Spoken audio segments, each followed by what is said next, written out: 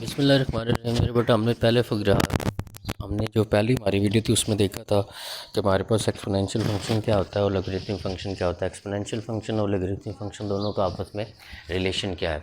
उसके बाद हमने ये देखा था कि लॉगरिथमिक फंक्शन की बेस में जो हमारे पास है 1 क्यों नहीं आ सकता, और दूसरी बात हमने देखा था कि उसके अंदर हमारे पास माइनस में नंबर क्यों नहीं आ सकते। ये सारी चीज़ें हमने उसमें देखी थी। आज की वीडियो में हम देखेंगे कि हम लॉगरिथमिक फंक्शन का जो ग्राफ है उसको कैसे बना सकते हैं। तो लॉगरिथमिक फंक्शन का ग्राफ बनाने से पहले हमने एक और एग्जांपल की है। फॉर एग्जांपल हमारे पास एक फंक्शन है y=x+1। हम इसका जब भी ग्राफ ड्रा करते हैं कोई ना कोई डोमेन रख के हम ग्राफ ड्रा करते हैं। तो डोमेन हमने इसके लिए जो लिया है वो क्लोज इंटरवल -2 से +2 लिया है। ये वाला हमारे पास open semi open semi closed है, ये वाला भी सेमी ओपन सेमी क्लोज है। सेमी ओपन या सेमी क्लोज इंटरवल कौन सा होता है जिसके एक तरफ वाली ब्रैकेट जो है इंक्लूड हो रही है और दूसरी वाली इंक्लूड नहीं हो रही। मतलब एक बार हमारे पास स्क्वायर ब्रैकेट यूज़ कर रहे हो, दूसरी वाली हम कौन सी यूज़ कर रहे हो, पैरेंथेसिस वाली ब्रैकेट यूज़ कर रहे हो।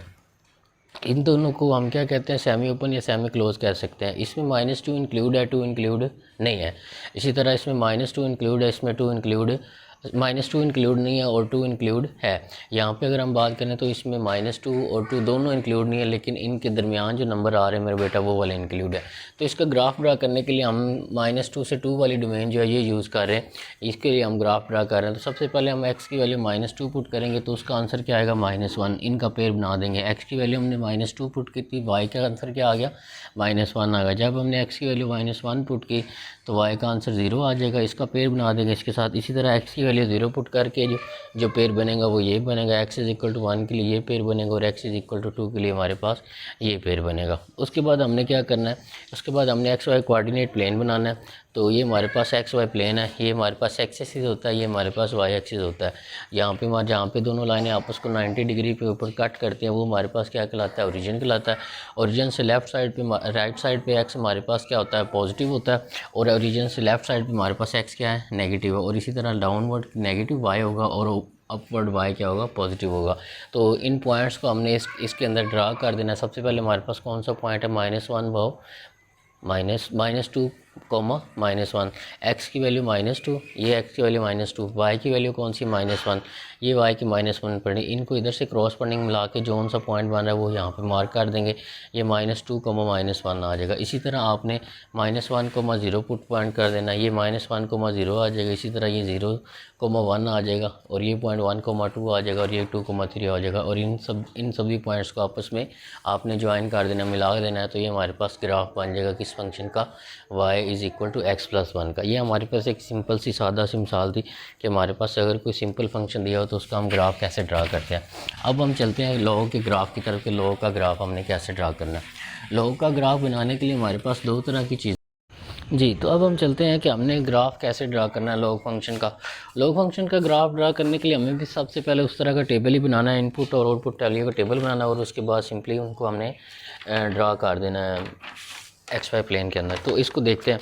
अगर हम लॉग फंक्शन का ग्राफ देखें तो इसका ग्राफ हमारे पास दो चीज़ों के ऊपर बेस करता है। इसका ग्राफ बेस करता है लॉग AX = y। इसका ग्राफ बेस करता है जो हमारे पास बेस आ रही होती है उसके ऊपर। अगर हमारे पास फॉर एग्जांपल ये हमारे पास XY प्लेन है, अगर हमारे पास जो बेस है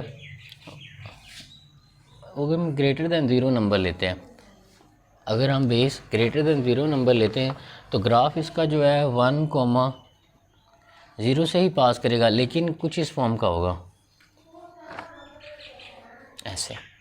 अगर हमारे पास a हम >0 लेते हैं, और अगर हमारे पास जो a है वो हमारे पास आ जाता है 0 से लेस और 1 से बड़ा आता है। मतलब हमारे पास जो बेस है वो 0 से बड़ी है और 1 से लेस है, तब इसका ग्राफ इस तरह से बनता है। ये 0.10 ही है। मतलब ये वाला ग्राफ कब होगा, जब a >0 होगा। और ये वाला जो ग्राफ है, ये वाला ग्राफ कब होगा, जब a जो है 0 से बड़ा है और 1 से क्या है, छोटा है।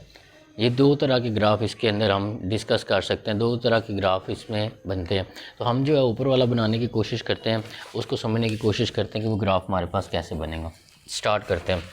ये एक ओवरव्यू था कि इसके दो तरह के ग्राफ बनते हैं जी। हम ले लेते हैं फंक्शन ले लेते हैं और इसको बनाना शुरू करते हैं।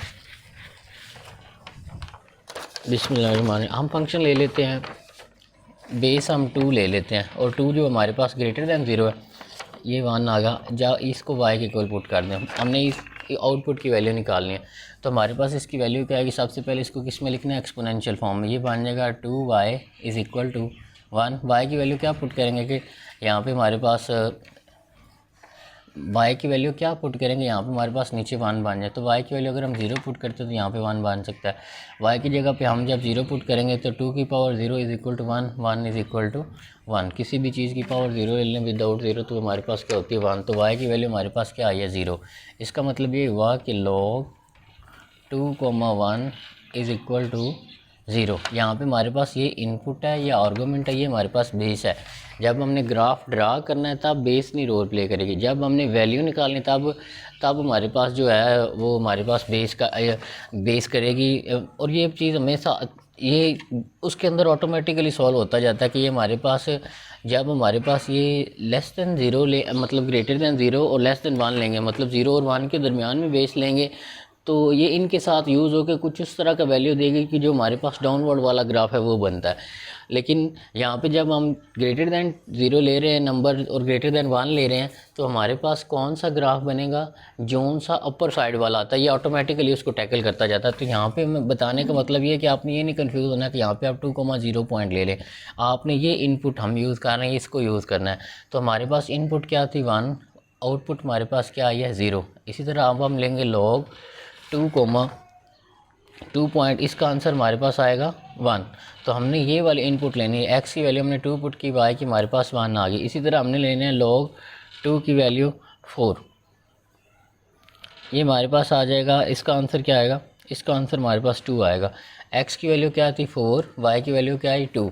ये नहीं आपने लिख लेना कि आप बेस को यूज़ करना शुरू कर दें, बेस की जगह x की जगह पे 2 लिख लें, फिर y की जगह पे भी 2 लिख लें, यहाँ पे भी 2 लिख लें, यहाँ पे 1 लिख, यहाँ पे भी 2। नहीं, हम x जो हमारे पास x है उसको हम यूज़ कर रहे हैं, जिसको हम आर्गूमेंट का नाम देते हैं। इसी तरह जब हम लेंगे log 2,8, इसका आंसर हमारे पास आएगा 3। तो x की क्या वैल्यू थी 8, y की क्या आई है 3, ये हमारे पास आंसर आएगा। इसी तरह आप चलते जाएंगे और अगर आप ये देखेंगे कि log ये वो वाले नंबर है जो सारे में पॉजिटिव आंसर देने, अब थोड़े से नेगेटिव की तरफ लेके चलते ताकि हमारे में जो कॉन्सेप्ट है वो क्लियर हो सके। यहाँ पे हम लेते हैं log 2,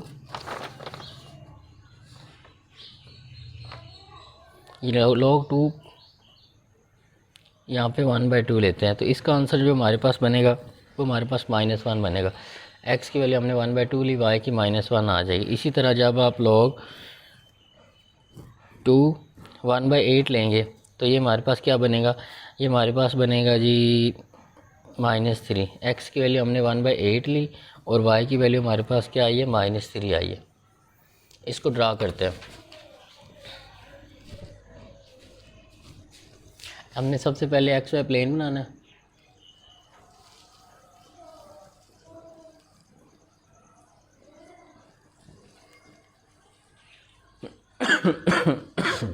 ये हमने एक्स वाई प्लेन बना लिया, ये ओरिजिन है।